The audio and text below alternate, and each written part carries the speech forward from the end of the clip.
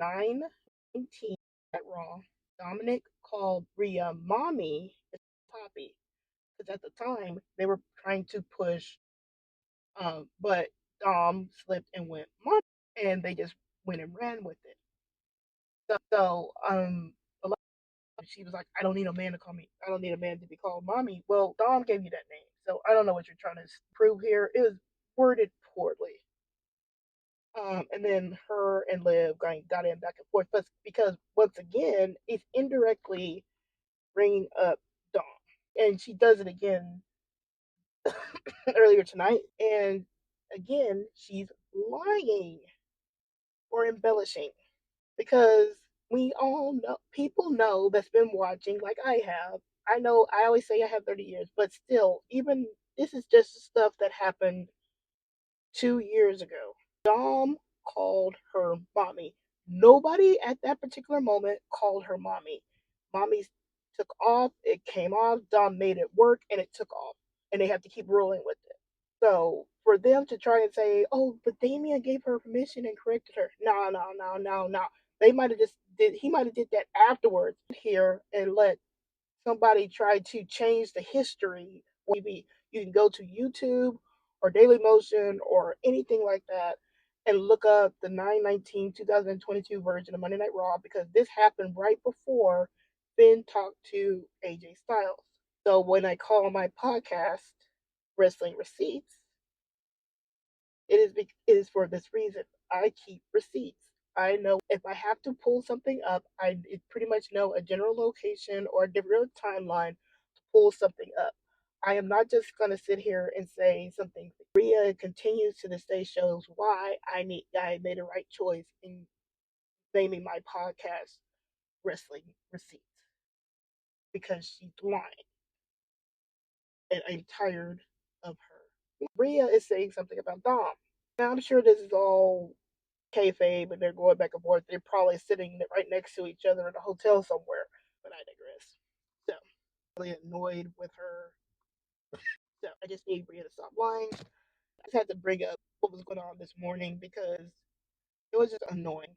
Fans are going to keep constantly calling her out for shit that's not true. And they can make this really easy by just acknowledging it and moving on. But I digress. So, Monday Night Raw, but you help me. First of all, why should they? You were just saying to Dom, watch and learn. You were saying if you follow Finn, you win. You said all that bullshit, but now you wanted their help. So, but it was so funny.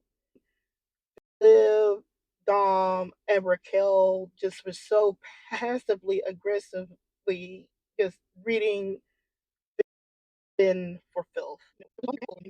Dom was trying to hide his hurt. You can see the split forming in Judgment Day. Carlito is more on La Familia side, and like I said, I have no problem with that. If you're gonna have La Familia and you throw in Carlito just as auxiliary and somebody to take the bins, I have no problem with Carlito. Carlito adds humor, and it's a good kind of humor. He bounces off Dom, and it doesn't feel like he's just sucking up Dom's energy and aura just to make himself better, like Damien does. JD is kind of more leaning towards Dom's side.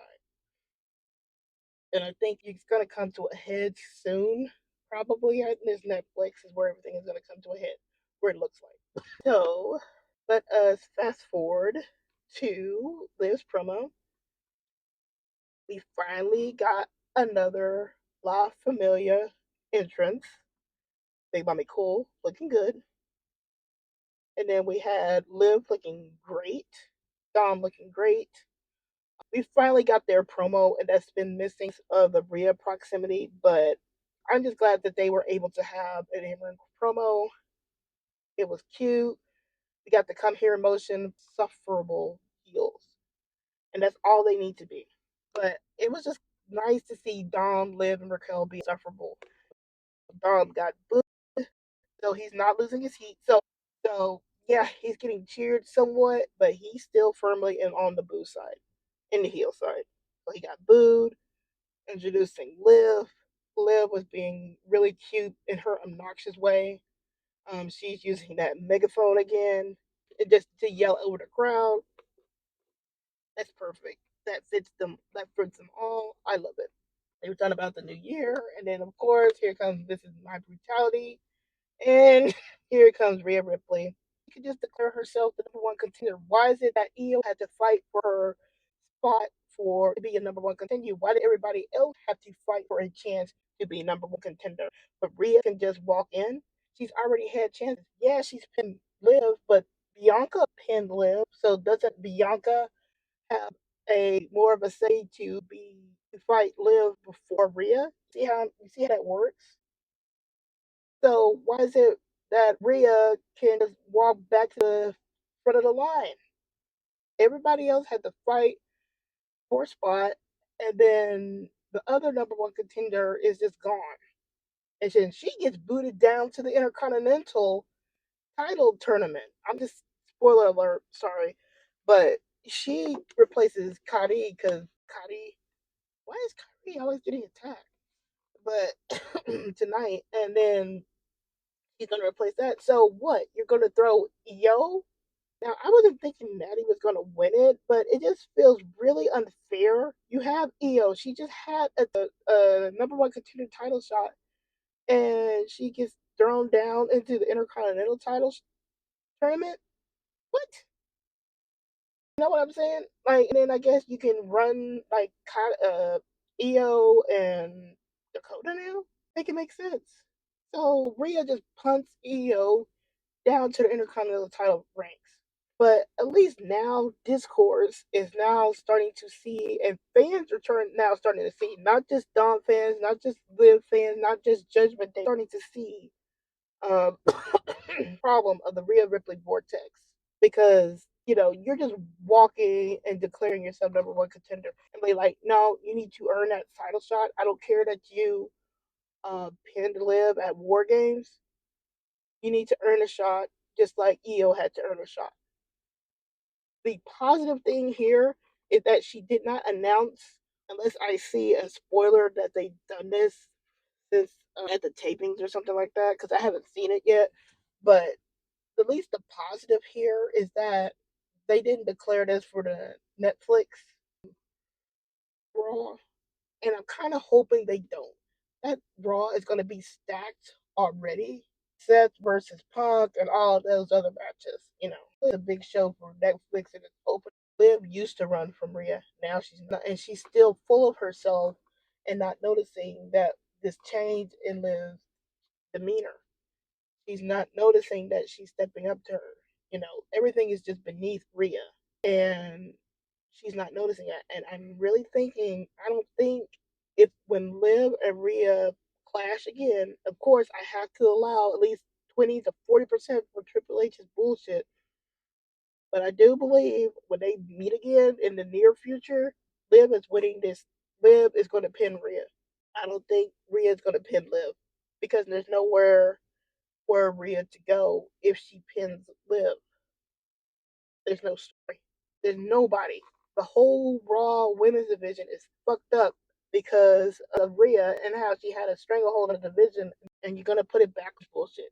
Now, if she wins and Rhea wins Elimination Chamber, fine. At least that shows that she's earned it. But she needs to do some. There needs to be some character growth happening sometime soon because she is still after Dom. After Dom, like Dom does not make any kind of mention of Rhea, doesn't make any, he doesn't instigate anything with Rhea, on the X. He's not liking anything of Rhea, none of that. It's always Rhea. We're like, that, if anybody's a Dom fan, you know that he has that shirt. So that's not the burn that she thought it was. But even then, it's like, what kind of insult is that for Dom? You know, makes like a inch motion. I'm like, woman, that inch that you're making that motion with, you're not over him. So he hadn't been doing something right for 2 years. It's just the association of Rhea. But now online, you're starting to see it more. And again, once again, I keep telling people they curate her pops. You're going to get a pop to interrupt the promo. You're going to get a pop to interrupt the match to say somebody. They're curating her pops. They're manufacturing her pops. those pops are curated so she gets the maximum pop. So, but now, not really the crowd, maybe the crowd, but now they see the problem with her booking, and now the feelings are starting to change. It is what it is. Thanks for tuning in to the Wrestling Receipts podcast. Remember to follow me on the X at WMaven WWE and on TikTok at WriterMaven for more wrestling insights and live reactions every Monday night after Raw. Until next time, I'm just saying.